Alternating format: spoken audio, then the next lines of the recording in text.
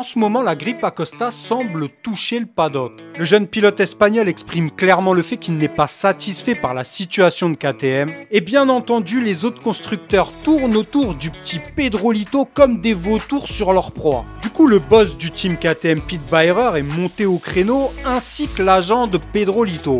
Ça fourmille dans tous les sens cette histoire. Alors qu'est-ce qui se trame réellement autour de Pedro Acosta? C'est ce qu'on va voir de suite. Revenir sur les déclarations de Pedro Acosta, de son agent et du boss de KTM. Profitez du jingle pour liker la vidéo et surtout vous abonner si vous appréciez mon travail.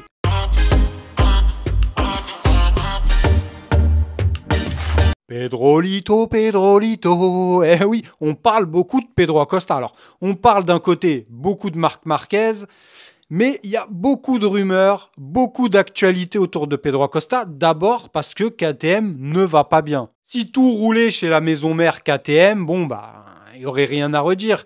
Mais visiblement, les pilotes ne sont pas satisfaits des performances de leur machine et il y a de quoi. Et Pedro Acosta, même s'il se dit toujours concentré sur la saison actuelle, forcément on n'est qu'au début de saison, ce serait déjà dramatique de regarder ailleurs. Mais il a quand même les oreilles qui traînent et il exprime de toute façon clairement qu'il va falloir que ça change au niveau de la KTM. Du coup, Pit Beirer est monté au créneau pour rassurer son jeune poulain, ainsi que l'agent de Pedro Acosta qui tente d'expliquer que non, il n'y a pas de discussion avec les autres constructeurs.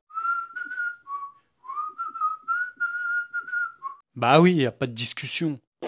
En attendant, c'est factuel, KTM va plutôt mal pour le Team Tech 3. C'est très laborieux pour Viñales et Bastianini, qui sont pourtant des bons pilotes. Et dans le team d'usine, c'est pas mieux. Les pilotes peinent à réellement pouvoir se battre pour un top 5. Et évidemment, c'est ce que vise Pedro Acosta. Pedro Acosta a faim de montrer ce qu'il vaut en MotoGP. Mais beaucoup de doutes, beaucoup de questions entourent la situation de KTM. Alors, est-ce qu'ils vont réellement réagir? Est-ce qu'ils ont réellement l'intention de réagir ou pas? On ne connaît pas encore leur plan pour plus tard. Tout ce qu'on sait, c'est qu'il y a beaucoup de plans de redressement. Mais vont-ils réellement pouvoir rester en MotoGP? Ça, c'est une autre question. En tout cas, on revient d'abord sur les déclarations de Pedro Acosta. Nous devons comprendre pourquoi notre moto change autant entre les séances ou les jours. Je pense que les conditions à Austin seront plus similaires à celles de l'Europe. La piste offrira plus d'adhérence, ce qui pourrait nous aider. Il faut y aller doucement, essayer de garder un bon moral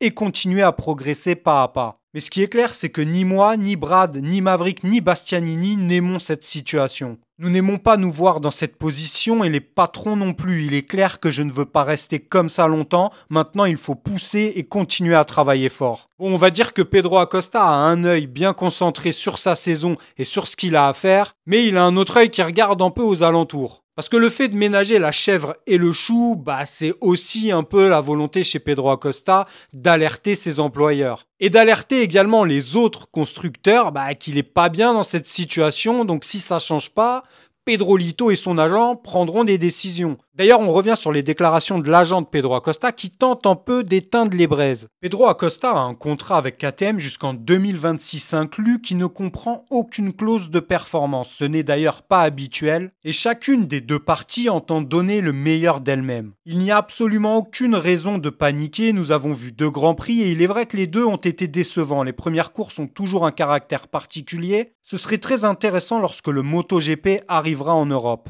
Mais à ce jour, nous n'avons parlé à personne de l'avenir de Pedro et encore moins négocié avec quiconque. Alors quand il dit qu'il n'a négocié avec quiconque, ça je veux bien le croire. Maintenant, dire qu'il n'a discuté avec personne, ça je pense que c'est utopique parce que même si c'est pas fait officiellement dans une réunion ou ce genre de choses, il croise certains dirigeants d'autres constructeurs et ces dirigeants-là s'intéressent beaucoup à la situation actuelle de Pedro Acosta.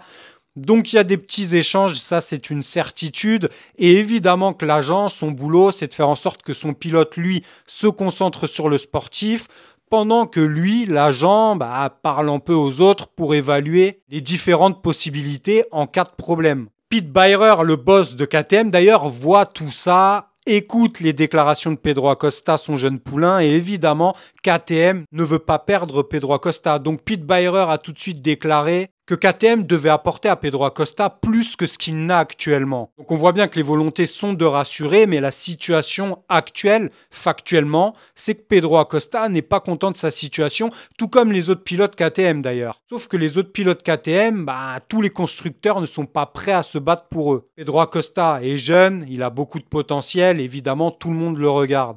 On a beaucoup parlé de Ducati, la VR46, de Gresini à un certain moment. On parle également de Honda parce qu'il est clair que Honda, s'ils pouvaient accrocher Pedro Acosta pour le mettre en tête d'affiche dans le team HRC, ils se gêneront pas pour ça. Enfin bref, on va rester attentif. Donnez-moi vos impressions, votre ressenti sur la situation actuelle. On se retrouve dès vendredi pour une prochaine vidéo. Prenez soin de vous, de vos proches. N'oubliez pas de liker et surtout de vous abonner si vous appréciez mon travail. À vendredi sur Vincent GP. Ciao.